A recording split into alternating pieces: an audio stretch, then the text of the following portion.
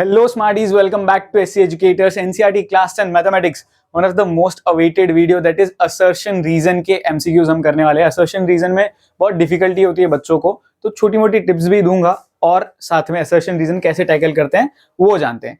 So सबसे पहले first हम ये चीज समझ लेते हैं. जनरली assertion reason इस तरह का ही होता है. चार ऑप्शन है आपके फिक्स है. First both A and T, यानी मैं assertion reason को mostly A and T use करने वाला हूँ यहाँ पर. दोनों करेक्ट और रीजन जो है वो करेक्ट एक्सप्लेनेशन है असर्शन का. ये हमारा फर्स्ट ऑप्शन होता है. ऑप्शन बी होता है कि दोनों करेक्ट है लेकिन रीजन करेक्ट एक्सप्लेनेशन नहीं है. जैसे फॉर एग्जांपल आप समझ सकते हो इर्रेशनल नंबर है, उसका असर्शन रीजन हो गया कि HCF ऑफ 4 and 2 is 2. ठीक है, ये हो गया HCF और ये मान लो दे दिया असर्शन, और रीजन आपको दे दिया है कि HCF into LCM equal to A into B. तो ये कोई करेक्ट एक्सप्लेनेशन नहीं हुआ. असर्शन इसके पीछे रीजन क्या है तो वो अलग चीज है. ठीक है, कॉमन हाईएस्ट कॉमन फैक्टर है वो चीज होती है, वो कुछ एक्सप्लेनेशन में दिया होता तो हम ऑप्शन बी टिक करते. अब ऑप्शन सी क्या है? A is true R is false. Option D क्या है? A is false R is true. ये दोनों सबसे इंपॉर्टेंट और सबसे मजेदार ऑप्शन है. इनमें एक बहुत बड़ा फायदा है, बेनिफिट है. वो क्या है? मान लो दोनों में से एक में आप श्योर हो कि वो फॉल्स है, दूसरा देखने की जरूरत ही नहीं है, उसके बेस पर आप कंक्लूजन पे आ सकते हो. जैसे फॉर एग्जांपल आप श्योर हो कि असर्शन फॉल्स है तो डायरेक्ट ऑप्शन डी टिक कर दो, रीजन देखने की जरूरत नहीं है. या फिर आप श्योर हो रीजन फॉल्स है तो सी टिक कर दो, that is assertion true reason false. ये आपको एक बेनिफिट मिल सकता है. अब सीधा आगे बढ़ते हैं क्वेश्चन की ओर. So first question is the probability of getting number 8 on rolling a die is 0. ठीक है, क्या डाइस को रोल करने पर हमको 8 मिल सकता है? नहीं. और जो चीज नहीं हो सकती, इम्पॉसिबल इवेंट जिसे बोला जाता है, उसकी प्रोबेबिलिटी 0 होती है. तो भैया असर्शन है तो सही, ट्रू है. Reason the probability of an impossible event is 0. अभी जस्ट मैंने एक्सप्लेनेशन दिया था क्यों 0 है. सो यही रीजन में एक्सप्लेन किया गया है. सो कह सकते हैं दोनों ऑप्शन करेक्ट है और यहां एक्सप्लेनेशन भी हमको करेक्ट मिला है. सो ऑप्शन ए यहां पर करेक्ट आंसर आएगा. ठीक है, ABCD में से करेक्ट आंसर क्या है? Option A, both correct and A R is correct explanation of A. Next, common difference of the AP is 4. Common difference that is हमें D कैसे मिलता है? Second term minus first term. Second term यहां पर 1 है, first term यहां पर 5 है. 1 माइनस 5 इज -4, जबकि यहां पर कॉमन डिफरेंस दिया हुआ है +4. सो मैं कह सकता हूं असर्शन हमारा फॉल्स है और रीजन हमारा ट्रू है. सो ऑप्शन डी यहां पर करेक्ट आंसर आएगा. ठीक है, आप चाहो तो कॉमन डिफरेंस देख सकते हो, रीजन देख सकते हो, वो ट्रू ही होगा.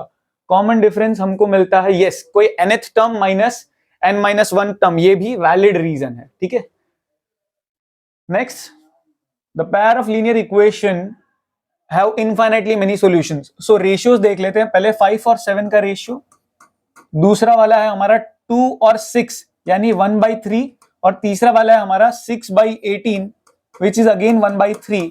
पहले दो ही इक्वल नहीं हो तो यहां पर होता है यूनिक सॉल्यूशन, ना कि इनफाइनाइटली मेनी सॉल्यूशन. तो कह सकते हैं असर्शन जो है हमारा फॉल्स है, और असर्शन अगर फॉल्स है तो यहां हमारा ऑप्शन डी करेक्ट आंसर है. ठीक है, A is false, R is true. R true ही होगा. आप चाहो तो देख सकते हो रेशियो निकाल के, यहां पे कुछ गड़बड़ हुई है बट ठीक है. Next, assertion the distance from origin is probably ये है √a² + b².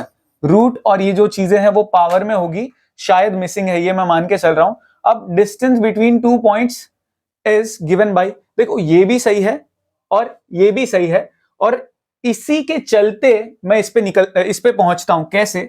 मान लो पॉइंट है a, b, हमारा ओरिजिन क्या होता है 0,0.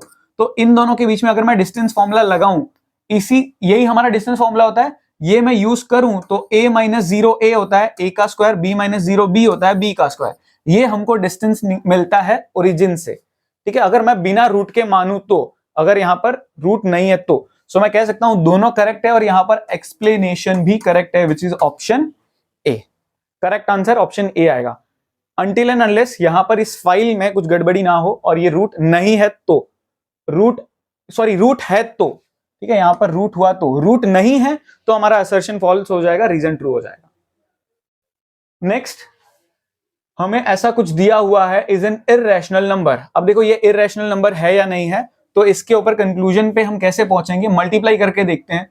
√2 into 5 is 5√2 minus √2 into √2 is 2। अब देखो एक रेशनल एक इर्रेशनल, इर्रेशनल, अब एक इर्रेशनल एक रैशनल, अगेन इर्रेशनल, सो ये इर्रेशनल होगा, सो असर्शन तो ट्रू है, ठीक है, इतना पता चल गया हमको। और product of two irrational number is always irrational, ये गलत बात है। दो इर्रेशनल नंबर का प्रोडक्ट हमेशा रैशनल और इर्रेशनल, यानी दोनों में से कुछ भी हो सकता है, इर्रेशनल ही होगा ऐसा जरूरी नहीं है। इवन क्लास 9 में ये फंडा आ चुका है आपको, ठीक है, क्लास 9 में ही इसका कंसेप्ट है। So the correct answer is, यहां पर हमारा रीजन जो है वो फॉल्स है। So A is true, R is false, option C correct answer हमारा निकल के आता है। A is true, R is false. Next, a line drawn parallel to any one side of a triangle intersects the other two sides in the same ratio। BPT है, BPT का statement है और एकदम सही स्टेटमेंट है कि अगर एक लाइन पैरेलली बनाई जाए तो दोनों साइड्स जो जिनको ये इंटरसेक्ट कर रही है उनके जो रेशियो होंगे वो इक्वल होंगे, पार्ट्स के जो रेशियो मिलेंगे वो इक्वल होंगे, ठीक है, बीपीटी यही कहता है। So assertion is true, parallel lines can not be drawn to any side of a triangle, ये तो गलत बात है, किसी भी साइड के पैरेलल लाइन तो हम बना ही सकते हैं। So again A is true, R is false, ठीक है। हो सकता है देखो कई बार मैं ऑप्शन लिखने में सी डी में खास करके उल्टा फुल्टा कर दूं, बट आप स्टेटमेंट जो मैं बोल रहा हूं उस पर ध्यान देना। A is true, R is false, option C. Next, assertion दिया हुआ है point A lies on the Y axis. Yes, assertion एकदम करेक्ट है। कोई भी पॉइंट जो 0, y के फॉर्म में हो वो हमारा y एक्सिस पे ही लाई करता है। इसका एक चीज हमेशा याद रख सकते हो, x axis y coordinate 0, 0, y axis x coordinate 0, ठीक है, x एक्सिस पे y कोऑर्डिनेट 0, y एक्सिस पे x कोऑर्डिनेट 0। तो यहां पर हमारा क्या है, पॉइंट ये y एक्सिस पे है, कैसे पता चल रहा है, x कोऑर्डिनेट 0 दिख रहा है, x कोऑर्डिनेट 0 है मतलब ये y एक्सिस पे ही है। सो असर्शन तो हमारा सही है। रीजन समझते हैं, the x coordinate of a point lying on y axis is 0। देखो जस्ट अभी एक्सप्लेनेशन दिया है मैंने, और यही करेक्ट रीजन है कि x कोऑर्डिनेट y एक्सिस पे 0 होता है। So A option, both correct and correct explanation. Next, if the PA and PB are tangents drawn to a circle with center O from an external point P, the quadrilateral OAPB is a cyclic quadrilateral। देखो cyclic quadrilateral होता है क्या है, class 9 का फंडा है। Cyclic quadrilateral उसे बोला जाता है जिसके ऑपोजिट एंगल्स जो है वो सप्लीमेंट्री हो, ऑपोजिट एंगल्स का सम 180 डिग्री हो। अब देखो यहां 90, ये 90, ये भी 90, 90 90 मिला के कितना हुआ 180। और अगर पूरा मिला के क्वाड्रिलेटरल का एंगल सम प्रॉपर्टी होता है 360, 360 में से ये 180 निकाल दिया तो ये और ये मिला के भी 180। सो ऑपोजिट एंगल्स का सम 180 डिग्री होता है, इसीलिए इस सिनेरियो में ये साइक्लिक क्वाड्रिलेटरल होगा। करेक्ट रीजन है, in a cyclic quadrilateral opposite angles are equal, ये बात गलत है। जस्ट मैंने बताया opposite angles are supplementary not equal. Supplementary मतलब दोनों मिला के 180 डिग्री होनी चाहिए। देखो ये एंगल और ये एंगल जरूरी थोड़ी आपस में इक्वल होगा, कोइंसिडेंटली बच्चों के दिमाग में आ सकता है देखो यहाँ 90 यहाँ 90 ऑपोजिट एंगल्स इक्वल है तो रीजन ट्रू है, नहीं, यहां कोइंसिडेंटली इक्वल है लेकिन देखो ये वाला इक्वल थोड़ी है। So reason is false, A is true, option C, A is true, R is false. Next, assertion zeros of a polynomial are -1 and 3 करके ही देख लेते हैं। एक्स स्क्वायर माइनस, हालांकि देखो मैं सजेस्ट करूंगा बिफोर सॉल्विंग हमेशा असर्शन और रीजन दोनों रीड कर लो, क्या पता तुम्हारी नजर पड़ जाए, जल्दी पता चल जाए कि कोई एक फॉल्स है, ठीक है। अब इसे सिंप्लीफाई करेंगे, मिडिल टर्म स्प्लिटिंग करेंगे, सो 3 आना चाहिए, सो -3x प्लस x, सो x माइनस 3, x कॉमन निकल गया, x माइनस 3, सो एक x की वैल्यू आने वाली है 3 और एक वैल्यू आने वाली है -1, 3 और -1 और 3, ठीक है। असर्शन तो हमारा करेक्ट है।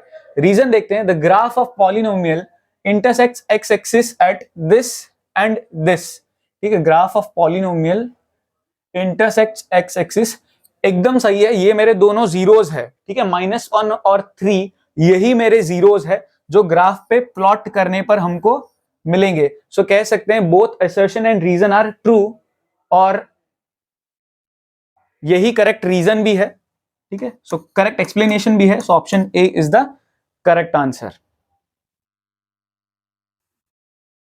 Next, assertion ABCD is a trapezium with DC parallel to AB, यानी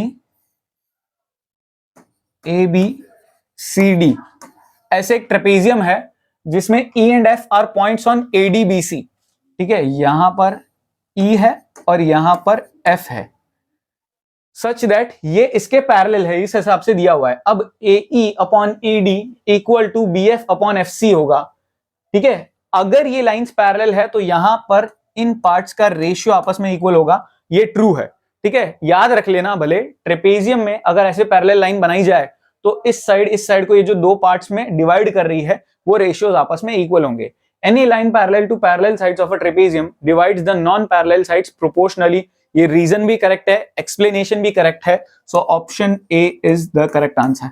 यानी कोई भी लाइन पैरेलल लाइंस में जो नॉन पैरेलल साइड्स है उनको इक्वल पार्ट्स में डिवाइड करती है, ये रीजन में एक्सप्लेनेशन मिल रहा है जो कि एकदम करेक्ट है। Next, degree of a zero polynomial is not defined. देखो जीरो पॉलिनोमियल होता है zero, degree of a zero polynomial होता है जीरो, जीरो के साथ एक्स पावर में क्या लिख सकता हूं, 1 2 3 4 0 इंफिनिटी कुछ भी लिख सकता हूं, इसीलिए degree of a zero polynomial is not defined. एकदम सही बात है, जीरो पॉलिनोमियल की डिग्री नहीं कह सकते, कुछ भी हो सकती है, इसीलिए degree of a non zero constant polynomial is zero. Non zero constant polynomial, ये भी एकदम सही बात है, लेकिन आपस में कोई लेना देना नहीं है, इसीलिए option B. Both A and R are correct but R is not correct explanation. Next, the point lies on the Y axis, the x coordinate of point on y axis is zero.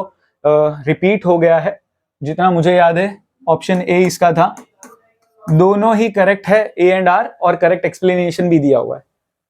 Next, if the circumference of a circle is 176 centimetre then its radius is so and so. Circumference क्या होता है, 2 pi r. देखो circumference तो clearly एकदम true, यानी reason तो एकदम correct है, ये असर्शन को हमको चेक करना है, दैट इज 2 पाई आर जो है वो 176, सो 2 इंटू 22/7 इंटू रेडियस, हमें रेडियस दिया हुआ है, ठीक है, रेडियस कितना दिया हुआ है 28, सो 7 1 जा 7 4 जा 4 2 जा 8 8 2 जा 16 1 कैरी 4 2 जा 8 8 प्लस 1 16 प्लस 1 176। सो देखो हमारा असर्शन भी सही है, रीजन भी सही है, और करेक्ट एक्सप्लेनेशन भी यहां पर दिया हुआ है, so correct answer is option A. Both A and R are correct and R is correct explanation of A. Next, assertion दिया हुआ, the point which divides the line segment joining the points this internally in the ratio is so and so। यानी अगर मैं section formula use करूं, दो points के coordinates दिए हुए हैं x1 y1 x2 y2, ratio भी दिया हुआ है m1 m2 का, तो मुझे ये वैल्यू मिलने वाली है। अब पहले रीजन पढ़ लेते हैं, m1 x2 plus m2 x1। देखो जो रीजन है वो एकदम परफेक्टली करेक्ट है, ठीक है, रीजन तो एकदम करेक्ट है, असर्शन चेक करना पड़ेगा, वैल्यूज पुट करके देख लेते हैं। m1 है हमारा 1, ठीक है, x2 है हमारा m1 x2 which is -1 plus m2 x1 which is 1 upon m1 plus m2 that is 1 plus 2, फिर m1 y2 which is 1 plus m2 y1 which is 2 upon this। Simplify करते हैं, -1 प्लस 2 अपॉन 3 1 प्लस 4 अपॉन 3, इसकी value finally मिलती है 1/3 और 5/3। क्या यही दिए हुए थे? नहीं, यहां पर हमको दिया हुआ था -1/3। सो एक तरीके से कह सकते हैं A is false R is true which is option D। Sorry, A is false R is true which is option D। यहां पर देख सकते हो आप, कोऑर्डिनेट्स निकल के आते हैं हमारे -1/3, जबकि यहां पर है हमारा +1/3। एक बार क्रॉस चेक कर लेता हूं, yes correct. Next, In a cricket match, a batsman hits a boundary 9 times out of 45 balls he plays. The probability in a given ball he does not hit the boundary. देखो 9 बार वो छक्का मार रहा है, ठीक है, ये छक्का है चौका जो भी है बाउंड्री, तो कितनी बार उसकी बाउंड्री नहीं लग रही 45 बॉल में से? 36 टाइम्स नहीं लग रही. So favorable outcome upon total outcome is 45. 9 4 जा 9 5 जा. So this probability is perfectly correct. ठीक है. अब रीजन क्या है यहां पर? किसी चीज की होने प्लस ना होने की प्रोबेबिलिटी 1 होती है, एकदम सही बात है, और ये इसका करेक्ट एक्सप्लेनेशन भी है. होने की प्रोबेबिलिटी कहीं ना कहीं इसकी 1/5 थी. सो ना होने की प्रोबेबिलिटी हम इस फॉर्मूले से फाइंड आउट कर सकते हैं, जो करेक्ट एक्सप्लेनेशन है इस चीज का. So option A is perfectly correct. Next, assertion दिया हुआ है sin a 1/3 है, then the value of cos a is, देखो sin a for every angle theta sin square theta. Reason is perfectly correct. Assertion verify कर लेते हैं. हमें sign angle दिया हुआ है, साइन होता है O/H, यानी 1 और ये 3. सो इसकी वैल्यू तो हमारी निकल के आने वाली है 399 - 1 8 2√2. तो cos थीटा की वैल्यू या cos a की वैल्यू हमारी आएगी 2√2/3. सो एकदम सही है. असर्शन भी सही है, रीजन भी सही है, लेकिन करेक्ट एक्सप्लेनेशन नहीं है, इसीलिए ऑप्शन बी हमारा करेक्ट आंसर है. ठीक है, ये करेक्ट एक्सप्लेनेशन नहीं है. साइन ए की वैल्यू ये है तो कॉस ए की वैल्यू ये होगी. Next, 2 cubes each of edge length 10 centimeter are joined together. The total surface area of newly formed cuboid is 1200. Area of each surface area of a cube of side 10 centimeter is 100. देखो, हर एक face का, each surface of the cube जो होता है कुछ इस तरह का, इसके हर एक फेस का जो एरिया होता है ना, जैसे मान लो ये वाला फेस है साइड वाला, तो इसका एरिया क्या होगा? a इंटू ए, क्योंकि स्क्वायर शेप है. तो साइड हमें अगर 10 दी हुई है तो 10 इंटू 10 100 होता है. तो मैं कह सकता हूं असर्शन एकदम सही है. मुद्दे की बात आती है, सॉरी रीजन एकदम सही है. असर्शन चेक करते हैं. असर्शन के लिए हमको पहले तो एक और क्यूब बना के देखना पड़ेगा. क्यूब और क्यूब को ज्वाइन किया तो नए क्यूबॉइड में फर्क किसमें आया? लेंथ में. वो कितना बन गया यहां पर? 10 और 10 20. ब्रेड्थ अभी तक 10 है, हाइट अभी तक 10 है. सो टीए से क्या होगा? 2 LB यानी 20 इंटू 10 200. ठीक है, ये फॉर्मूला होता है 2 LB plus BH plus HL. So height और breadth 10 into 10 is 100. Height and length 10 into 20 is 200. सबको ऐड करूं तो 400 500 500 का डबल इज 1000. सो मेरा असर्शन जो है वो गलत है. ऑप्शन डी करेक्ट आंसर निकल के आता है, that is A is false, R is true. Next, assertion दिया हुआ है in a given figure O is the center of the circle, AT is a tangent at point A, BAT 70 degree होगा. BAT या फिर question में गड़बड़ दी हुई है क्या? देख लेते हैं एक बार अगर BAT 70 डिग्री है कि नहीं है. हम क्या करेंगे, सबसे पहले ये हमारा कितना होगा? 90 डिग्री. ठीक है, ये हमारा 90 डिग्री, ये 70 डिग्री, तो ये हमें कितना मिलेगा? 20 डिग्री. एंगल सम प्रॉपर्टी से ये 70 ये 90 क्यों होगा? एक डायमीटर जो है वो सर्कल में हमेशा एंगल 90 डिग्री बनाता है. अब ये 20, ये पूरा कितना होगा? 90 डिग्री, तो इसकी वैल्यू कितनी होगी? 70 डिग्री. सो कह सकते हैं यहाँ पे असर्शन एकदम सही है. A straight line can intersect a circle eight 1 point only. A straight line can intersect a circle eight 1 point only. ये तो गलत बात है. इंटरसेक्ट तो 2 पॉइंट पे भी हो सकती है ना, जिसे कॉर्ड बोला जाता है, डायमीटर बोला जाता है. So assertion is true, reason is false, which means this is option C, A true. ठीक है, A true, R false. Done. Next, assertion the system of linear equation is inconsistent. अब inconsistent होती कब है? जब रेशियोज जो है पहले दो आपस में इक्वल, तीसरा नॉट इक्वल, यानी पैरेलल लाइंस. सो पहले दो तीसरे मतलब तीनों के रेशियोज ढूंढ लेते हैं.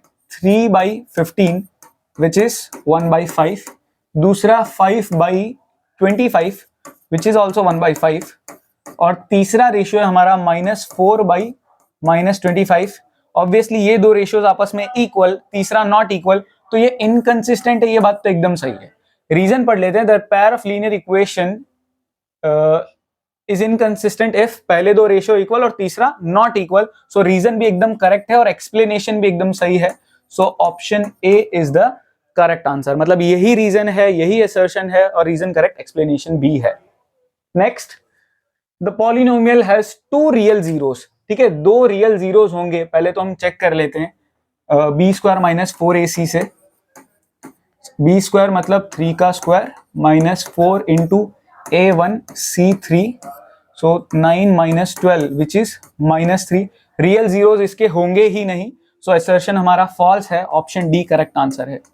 ठीक है, इसके रियल जीरोस होंगे ही नहीं, नो रियल रूट्स एग्जिस्ट। आपको पता हो तो डी की वैल्यू लेस देन 0 आए, नेगेटिव में आए तो, और रीजन करेक्ट भी था उसमें।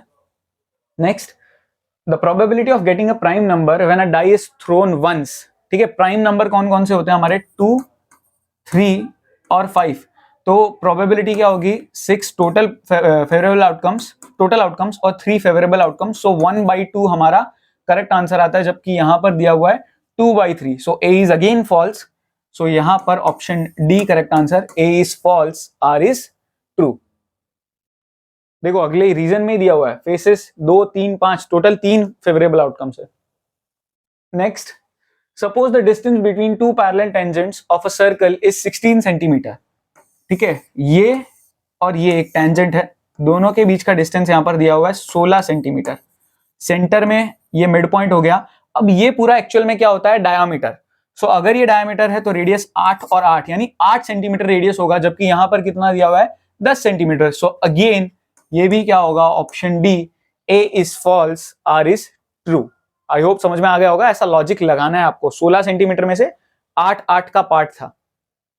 Next, assertion if one root of the quadratic equation is reciprocal of the other then the value of k is 8।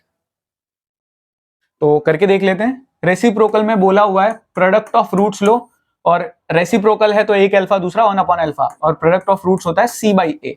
Alpha alpha cut गया, बच गया 1, और इधर c क्या होगा हमारा? k-4, और a क्या होगा हमारा? 4। 4 उधर गया, 4 इक्वल टू k-4, -4 उधर जाके ऐड हुआ, सो k की वैल्यू क्या मिली हमें? 8। यहां k की वैल्यू 8 दी थी, सो असर्शन इज अब तक ट्रू। अब रीजन की बात करते हैं। Roots of the quadratic equation are real, so ये भी हम देख लेते हैं। बी स्क्वायर माइनस 4ac से, बी स्क्वायर मतलब -1 का स्क्वायर, -4, a की वैल्यू 1, c की value 1, so 1 - 4 which is -3, less than 0 मिला, यानी नो रियल रूट्स एग्जिस्ट। जबकि यहाँ पे क्या बोला है? Are real. So A is true, R is false, option C is the correct answer. ठीक है, यहां पर असर्शन एकदम सही था, रीजन एकदम गलत।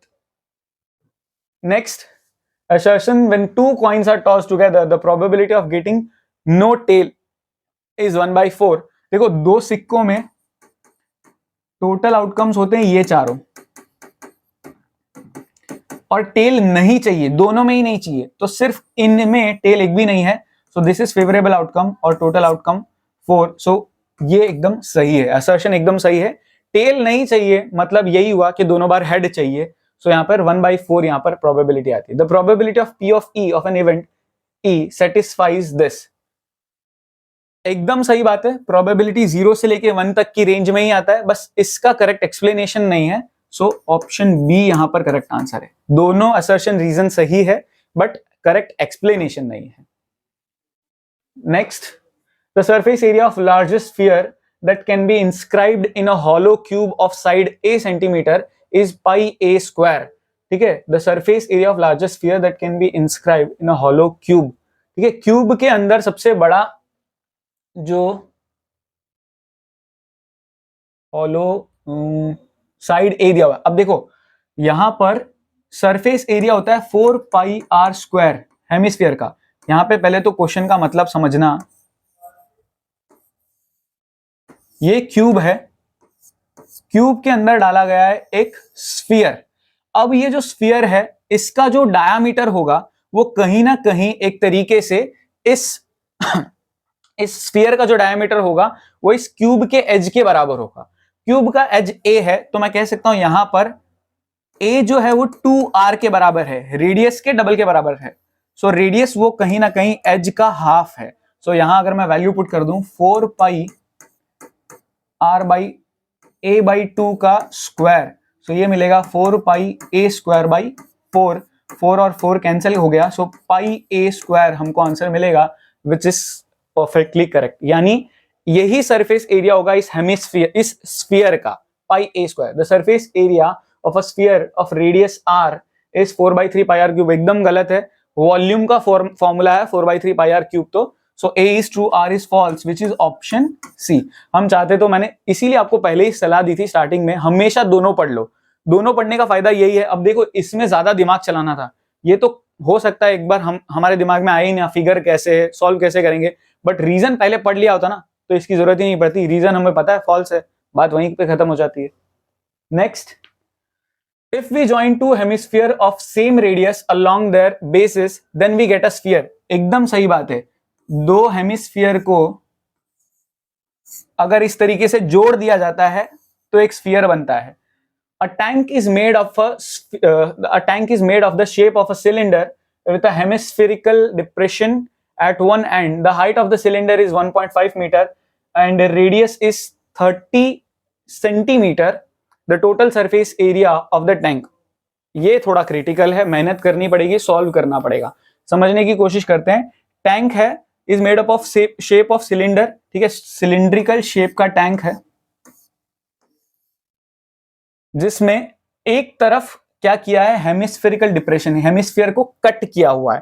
Total surface area of the tank, देखो इस सरफेस एरिया में काउंट क्या क्या होगा, 2 pi R H curved surface area of cylinder, plus ये हेमिस्फीयर का जो है वो कर्व्ड सरफेस एरिया जो होता है 2 पाई आर स्क्वायर, और यहां पर बेस अभी तक है, ठीक है, ऊपर से कट किया, नीचे से तो बंद है ना, उसका एरिया भी गिनना पड़ेगा सरफेस एरिया में, pi R square. So 2 pi R H plus 3 pi R square, common क्या क्या ले लेंगे हम, पाई और आर, अंदर बचेगा 2h प्लस 3r, पाई हो जाएगा 22/7 इंटू रेडियस की वैल्यू यहां पर कितनी है हमारी, the height of the cylinder is 1, radius 30 centimetre है, जिसे हमें मीटर में यूज करना पड़ेगा आंसर, क्योंकि मीटर में है। सो 30 सेंटीमीटर होता ही 30/100 है, और अंदर यहाँ पर 2 इंटू हाइट कितना हमारा 1.45, 1.45 का डबल हो जाता है यहाँ पे 2.9, 2.9 plus 3 into radius again 0.3 into 3 is 0.9, add हम करेंगे। सो 22 इंटू एक एक जीरो काट देता हूं, सो 3/10,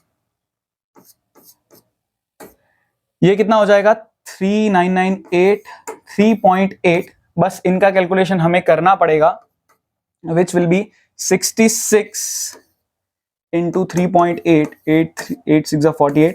ऐसा क्वेश्चन जनरली आता नहीं है, बट ठीक है, 8 6 48 प्लस 4 52, 6 3 18, 1 कैरी, 6 0 18, 19, 8 0 1 10 5 15, 1 कैरी, सो 2508। ये तो हमें न्यूमरेटर्स का प्रोडक्ट मिला, 250.8 समझ के चलो यहाँ पर। अब 7 से अगर हम डिवाइड करते हैं, सो 7 3 जा 21, बचा 4, सो 40, 5 जा 35, सो 3.5 समथिंग तो मुझे मिल ही रहा है। सो 3.5 अगर मिल रहा है, सो यहां पर कह सकते हैं हमारा रीजन फॉल्स है, A is true, R is false, which is option C. Next assertion दिया हुआ है, Sn is if Sn is the sum of the first n terms of the AP then its nth term। ये nth term का कहीं ना कहीं one of the most important formula है, note down भी कर लेना कि कोई nth टर्म अगर मुझे जानना है तो वहां तक का सम माइनस उससे जस्ट पहले तक का सम करना पड़ेगा। जैसे 10 टर्म्स है, ठीक है, 1 से लेके 2 से लेके ऐसे ऐसे 10 तक, मुझे 9वां टर्म कौन सा है वो जानना है, तो 10 के 10 टर्म में से, सॉरी 10वां टर्म मुझे जानना है, लास्ट वाला टर्म कौन सा है, तो 10 के 10 टर्म में से 9 तक का मैं सम सबट्रैक्ट कर दूंगा तो एक पर्टिकुलर टर्म मुझे मिल जाएगा। So this assertion is true, the 10th term of the AP is, इसका 10th टर्म जानना है, 8n will be a plus 9d, a है हमारा 5, कॉमन डिफरेंस है 3, सो 9 3 is 27, 27 प्लस 5 इज 32, सो हमारा रीजन करेक्ट इनकरेक्ट है, ठीक है, रीजन इनकरेक्ट है, A is true, R is false, which is again option C. Option C is the correct answer. Next, ये हमें दिया हुआ ये कॉम्पोजिट नंबर है, देखो 4 कॉमन निकल रहा है ना, कोई चीज अगर कॉमन निकल रही है, कॉमन मल्टीपल है, तो ये 100% कॉम्पोजिट नंबर तो होगा ही होगा. Every composite number can be expressed as product of its prime. एकदम सही बात है, प्राइम नंबर्स के प्रोडक्ट के फॉर्म में हम उसे रिप्रेजेंट कर सकते हैं. सो बोथ करेक्ट, और ये कॉम्पोजिट नंबर इसीलिए करेक्ट एक्सप्लेनेशन भी है. सो यहां पर 28th का करेक्ट आंसर ऑप्शन ए.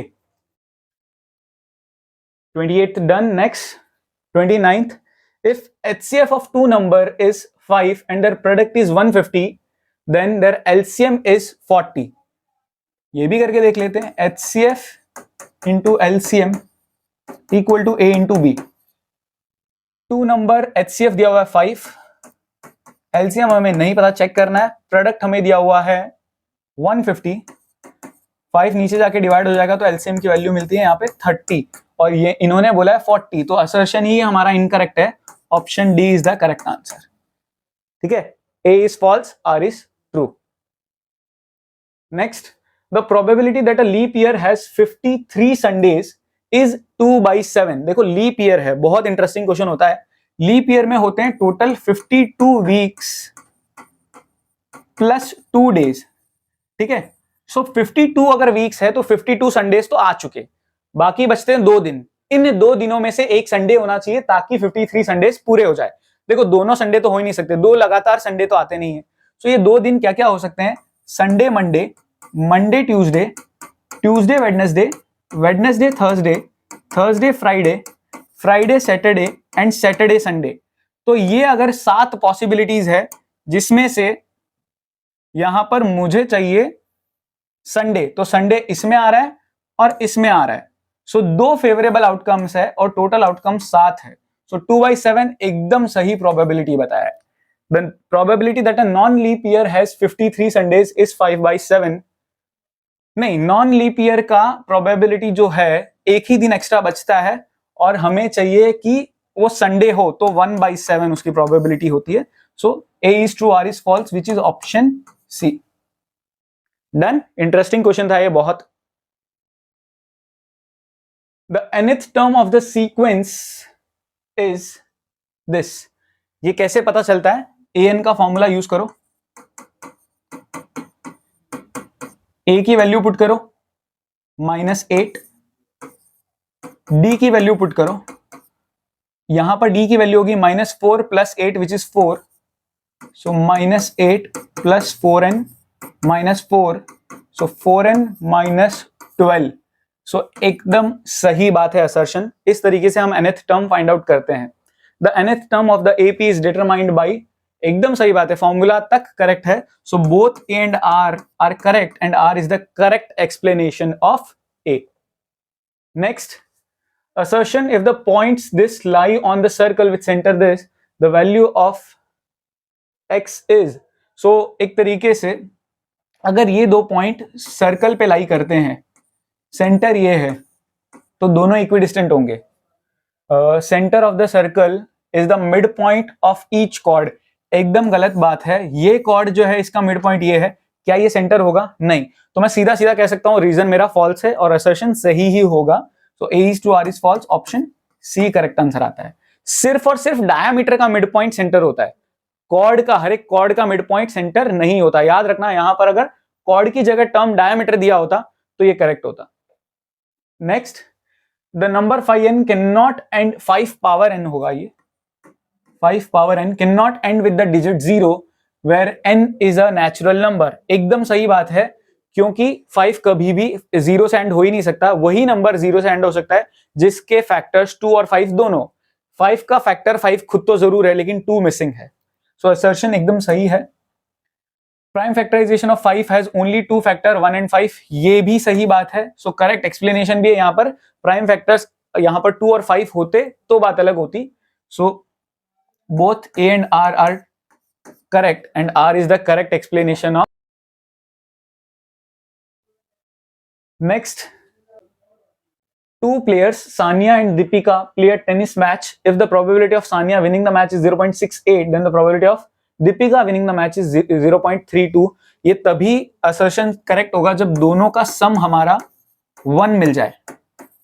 दोनों को ऐड करूं तो 0 1 carry 6 3 9 10 0 1 carry 1.0. That is probability. यहां पर टोटल 1 मिलती है तो एकदम सही बात है. देखो या तो सानिया जीतेगी या दीपिका जीतेगी, तो दोनों को मिला के टोटल प्रोबेबिलिटी तो हमेशा 1 होती है. सो 1 होना चाहिए था. So assertion correct. The sum of the probability of two complementary events is 1. एकदम सही बात है. एक्सप्लेनेशन तक सही है. दो अलग अलग इवेंट्स अगर हो, कॉम्प्लीमेंट्री इवेंट्स का मतलब क्या होता है, जैसे दो बॉल्स है रेड और ब्लू, तो रेड आने की प्रोबेबिलिटी प्लस ब्लू आने की प्रोबेबिलिटी. सो जो जो चीजें हो रही है उन सब का sum. Next, common difference of the AP is 4. So A2 minus A1 common difference यहां होता है. A2 है हमारा -1 माइनस A1 है हमारा -5. सो -1 प्लस 5 4 होता है. सो कॉमन डिफरेंस 4 यहां बोला है, जो कि एकदम सही बात है. Common difference of the AP is given by second. एकदम सही है. एक्सप्लेनेशन तक सही है. So both A and R are correct and R is the correct explanation of A. Assertion when two coins are tossed simultaneously, then the probability of getting no tail. एकदम शायद repeat हुआ होगा. No tell का probability तो 1/4 ही होता है. The probability of getting a head that is no tail in one toss of a coin is 1/2. The probability of getting a head that is no tail. हाँ, ये भी एकदम सही है, बट करेक्ट एक्सप्लेनेशन नहीं है. सो ऑप्शन बी हमारा correct answer होगा. Both A and R are true, but R is not correct explanation of A. Done. So यहां पर हमारा पार्ट 1 assertion reason का कंप्लीट होता है. काफी इंटरेस्टिंग से क्वेश्चंस, कई सारे सैंपल पेपर्स के क्वेश्चन थे, कुछ तो प्रीवियस ईयर मतलब बोर्ड्स में पूछे गए वैसे assertion रीजन थे. आई होप assertion रीजन में आपको काफी मजा आया होगा. अभी इसका एक और पार्ट बाकी है. Thank you so much for watching. मिलते हैं नेक्स्ट वीडियो में.